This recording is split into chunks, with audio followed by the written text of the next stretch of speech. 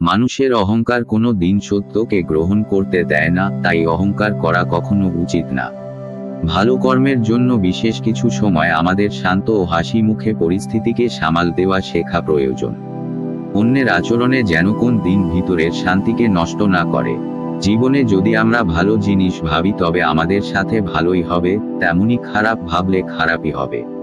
জীবনে নিয়ম হলো সর্বদা ভুল মানুষগুলোই আপনাকে সঠিক শিক্ষা দেবে, যা আপনাকে গ্রহণ করতে হবে।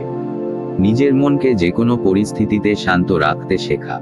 মানুষের অহংকার কোনো দিন সত্যকে গ্রহণ করতে দেয় না, তাই অহংকার করা কখনো উচিত না।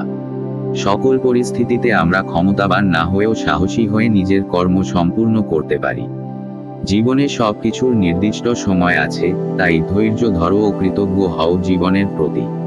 মানুষের কোন পরিস্থিতিই ভাগ্যের জোরে পরিবর্তন হয় না, একমাত্র পরিবর্তন সম্ভব আমাদের কঠোর পরিশ্রমের মধ্যে দিয়ে।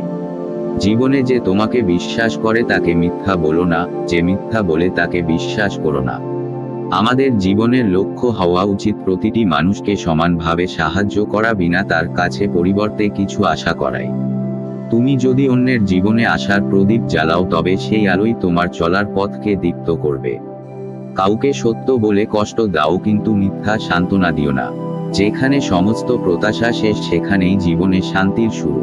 যখন জীবনে কিছু শেষ হয় তখনই নতুন কিছু উদ্ভাবন হয়। হাজারটি সুন্দর মুখের চেয়ে একটি দয়ালু মন বেশি সুন্দর।